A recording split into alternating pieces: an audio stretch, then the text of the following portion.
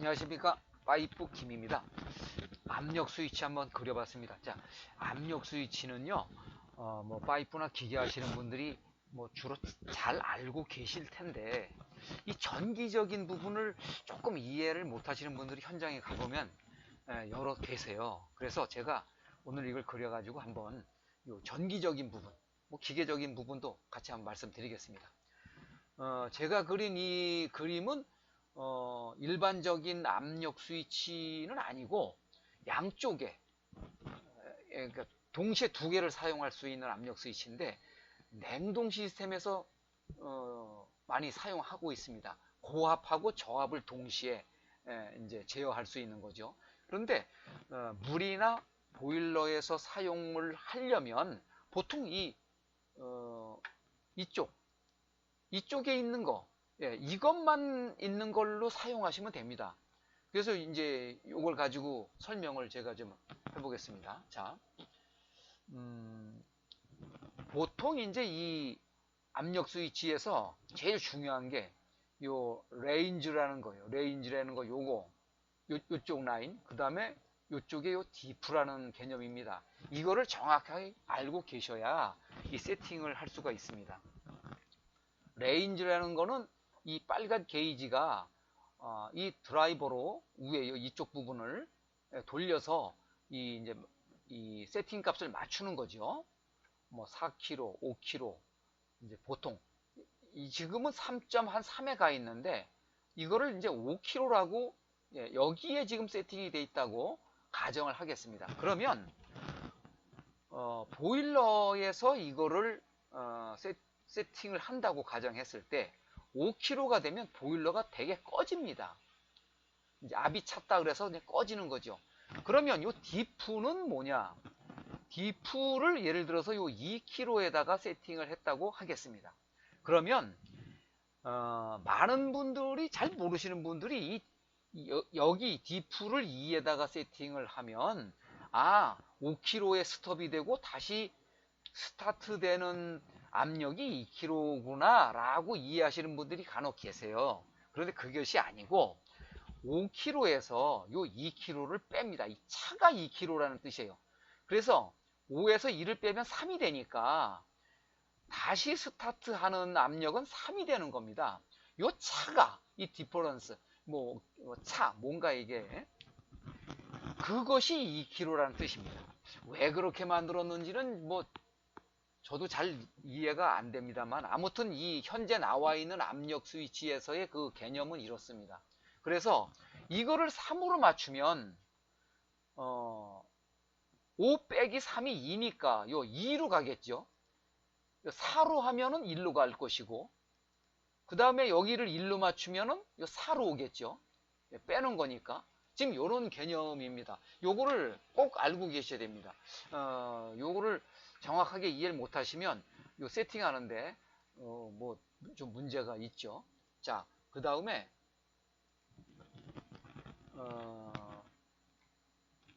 이제 이쪽은 요 디프를 맞추는 요 이제 십자나 일자를 넣어서 이렇게 돌리면 게이지가 올라가고 내려갑니다. 요것도 지금 요 레인지 맞추는 그 조절 나사입니다. 나사가 안에 있으면서 이 안에 스프링이 이제 있어요. 이렇게 스프링. 스프링은 이 판에 가려져 보이지 않지만 스프링의 힘에 의해서 이제 이쪽에서 보통 물이나 증기나 뭔가 유체가 이제 연결이 되겠죠. 되면은 그 스프링 힘과 이 유체 압력이 서로 상호 작용에 의해서 이 압력 조절이 되는 겁니다. 다들 잘 아시겠지만 혹시 모르는 분이 계실까봐 설명 한번 드리겠습니다. 지금 이 부분은 프레어 타입으로 이제 조이는 거죠. 대개 이제 보통은 이제 동파이프, 여기에 맞는 동파이프를 끝에를 이제 그 냉동이나 이런 거 할 때 프레어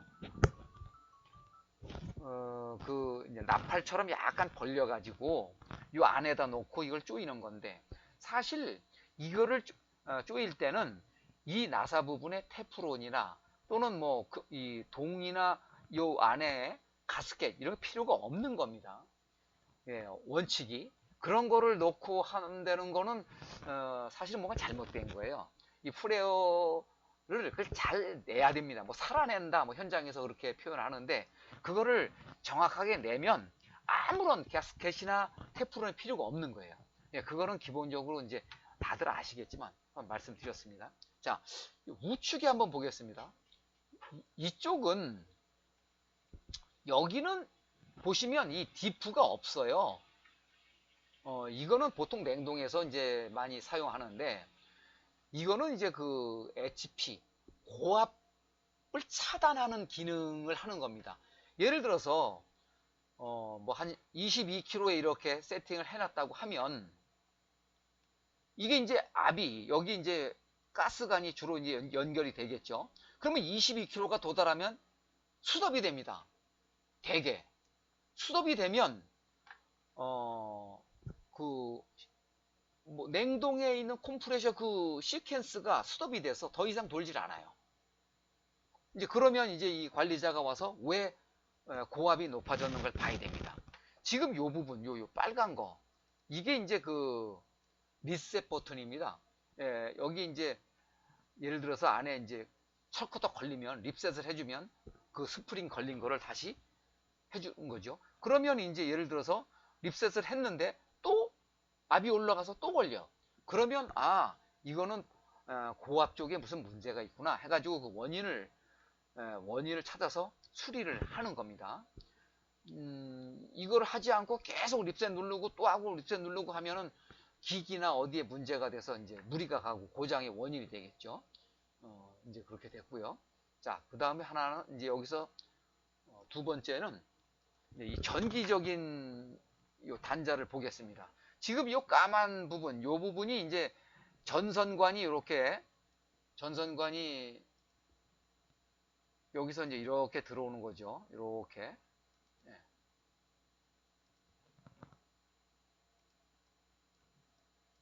네, 전선관이 이제 이렇게 들어와서 전선이 보통 이제 이거는 전원선을 가지고 들어오는 게 아니고 이제 회로선, 조작선을 가지고 들어오죠. 그런데 이게 이제 번호가 있는데 번호가 제품마다 달라요. 지금 이 제품은 일본에서 만든 건데 일본에서는 뭐 우리나라하고 같은지 그건 정확히 제가 잘 모르겠습니다만은 제가 보고 그린 제품에는 여기가 1번, 2번, 5번, 3, 4, 6 이렇게 써 있어요. 그래서 제가 이제 공통이 어디고 A 접점이 어딘가 봤더니 공통이 이 1번입니다. 요 3번입니다. 공통이. 이게 이제 보통 C. C. 요것도 C. 요 2번이 A. A. 요 5번이 B. 6번이 B. 4번이 A입니다. 자, 참고로 제 영상에 이제 뭐 A 접점, B 접점에 관련된 영상이 많이 있는데요. 혹시 안 보신 분들을 위해서 말씀드리겠습니다. A 접점이라는 거는 이 공통과 1번과 2번이 A 접점이라는 거죠. 두 단자가 평소에는 떨어져 있어요. 전기가 통하지 않아요. 그러다가 뭔가 이 뒤에서 접점이 붙으면 그때 전기가 흘러가는 거죠. 그럼 B접점은 뭐죠? 이 공통과 이 1번과 5번이 B접점이라는 거죠. 전선 하나를 여기다 묶고 여기다 이렇게 두 개를 묶으면 평소에 가만히 있을 때는 이게 통해. 이렇게. 그러다가 뭔가 여기서 동작이 돼요. 여기 보일러가 막 올라와가지고 이 점에 왔어요. 그러면 전기가 끊어져요. 이게 B접점이죠. 여기서는 B접점이 어딘가, A접점이 어딘가 봤더니 이놈입니다. B접점은 이놈입니다. 예. 이거는 테스트하기로 가지고 우리가 찾을 수가 있어요. 그건 뭐 크게 어려운 게 아니니까요. 자, 헷갈리니까 요쪽 거는 잠깐 지우고요. 자, 그러면 우리가 이제 이제 보일러를 예를 들면 접점을 보통 어디에다가 연결해서 써야 될까? 이거를 한번 우리가 생각을 해봐야 됩니다. 자, 이제 시퀀스 회로에서 이 접점이 지금 여기까지는 와 있어. 이렇게 공통까지는 와 있어요.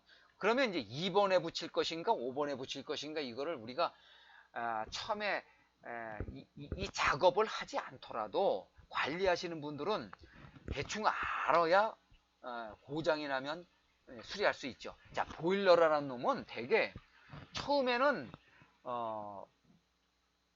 이 압이 이렇게 올라가다가 나중에 이 0부터 올라간다고 이렇게 하겠습니다. 0부터 이렇게 올라가다가 요 3.2에서 이렇게 딱 오면 수sob이 돼야 돼요. 그래 보일러가 더 이상 안 타죠. 자, 그러면 처음에는 전기가 통해야 돼. 처음에. 그러니까 처음에 통해야 되니까 이 B로 가는 거예요. 이렇게. B로 가서 이렇게 나가요.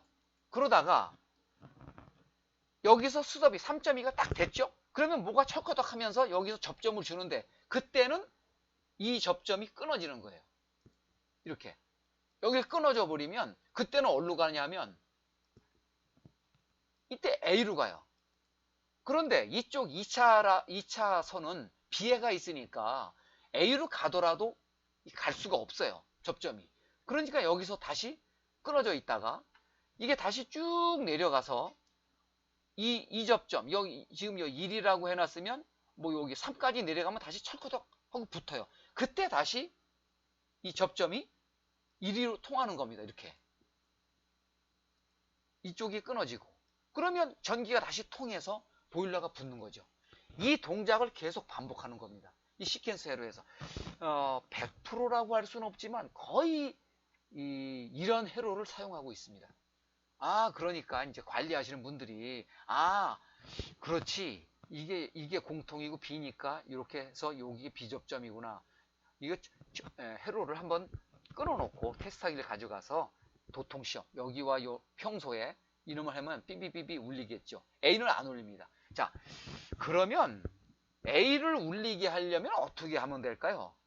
뭐 보일러를 떼서 압을 올리면 되는데 그런 조건이 안 된다. 여름이다. 뭐 이게 안 된다.